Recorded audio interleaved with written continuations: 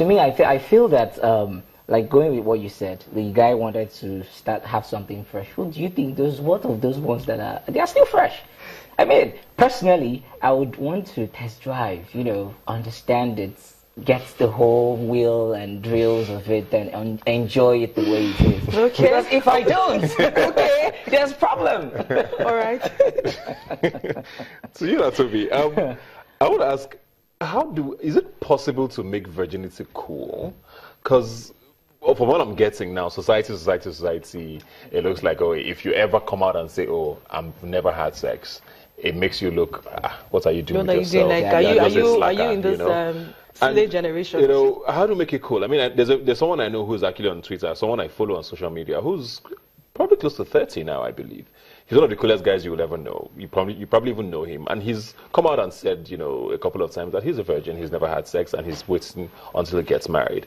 And I know that he's one person who has sort of, for a lot of people, made it look like, okay, he's a cool guy. He will go hang out with you, he will drink, he will go clubbing, then he will go to bed. Is there a way of changing the conversation, maybe to both of you now, and making it seem like, okay, you can actually be either and still be good? Yeah, so there are lots of movements, aside from cultural or religious movements, that preach or that preach the gospel of, virginity is cool, you can abstain from sex and still be very, very interesting, still be very, very cool. So I think these days, a lot of people shy away from the topic. So you really don't know whether people are in this state or they're in this state. So it's really, really hard to decipher. Yeah, it's a personal thing.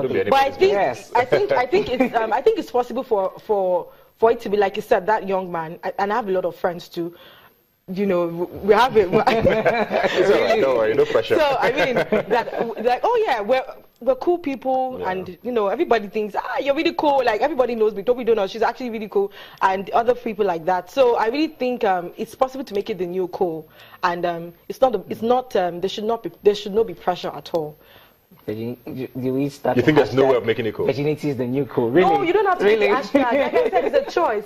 And you've said also it's your mindset. Yeah, so you don't have to allow everybody to know that, carry a placard, I'm a virgin, I'm cool. Just be you. You go to club, be you, be happy. You go to church, be you, be happy. Okay. You're on social media, you're a slay queen. Okay. You do so many things that are good and you enjoy it. Be cool, be happy. If your friends, if it comes up amongst your group, you can confess, or I am fine, and this and that. You guys can do this, so it's possible. And the thing is, virginity, people say secondary virginity, so it's possible to have been active for a particular point. And you decide to abstain. Okay. So it's still, like you said, the mindset, and I've also agreed. It's just the mindset, so yeah. Not staying a virgin or being sexually active has a lot of its downsides, with unwanted pregnancies, sometimes, STIs or STDs, it comes with a lot of baggage. With virginity, what is the baggage besides, people not thinking you're cool? What exactly, or like you said, you didn't test, so you don't know what you're going to see, or you're not experienced. Is there really any downsides to it? Like I would always relate to our own society again. It makes it look okay. So you are talking society. Yes. Besides society, is there anything wrong? No, I don't think, because this where we are has really clouded the whole thing. I don't know, but out there, I think it's a normal thing to talk about. Like, well, fine, you should try it out. It's just like someone who doesn't drink. Yeah. And I'm trying to convince you, you should try it. It's your decision. Whether you want to or you don't want to, it's fine. But down here, it now looks like there's an added price to it. Like, fine. Now, if the downside of the whole part of the whole thing that I'm talking about now is that when you lose or still keep it, the society or everyone, your friends sees you as, you're a slacker, you're dulling. Okay. They do. Okay. So one of the downsides to it is I had a conversation whilst I was on camp with a young girl, and not entirely young, and she was giving us experience in school and whatnot. So she said, I lost my virginity when I was 23, and we all screamed. They're like, you came all the way 23. So what happened? And she's like, no, that she felt it was appropriate and that was the right time. She felt she loved that person and whatnot. So I'm like, okay, I'm like, that's fine. So I think truthfully, there's no really downside to it. It all boils down to your self-esteem too. So if you have a very good courage, you have a good self-esteem, you're not really publicizing your personal details to people that shouldn't know, I think it's fine. But then in your own corner, like in your room, or maybe in your setting, maybe you have a group or maybe a group chat.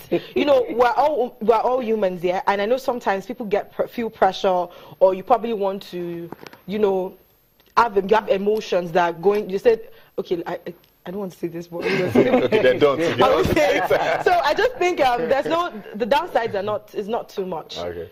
Just one final question to both of you now, and I'll start with you very quickly. I mean, you get married now, you have kids, and they come to you and say, Daddy, I want to stay a virgin until I marry. How do you advise them? What do you tell them? How do you tell them to carry out this? Oh, fine. I would always tell them, let me know who you're meeting, your friends, everyone. I want to know what's happening around you, everything. I would even teach them sexual, stuff like that, education, make them open to all these things. Let them know the good, the bad, and then they should make their own decisions. And while they're making their decisions, relate to me so I can guide you through it and be able to, tell and they can still be cool. Yeah.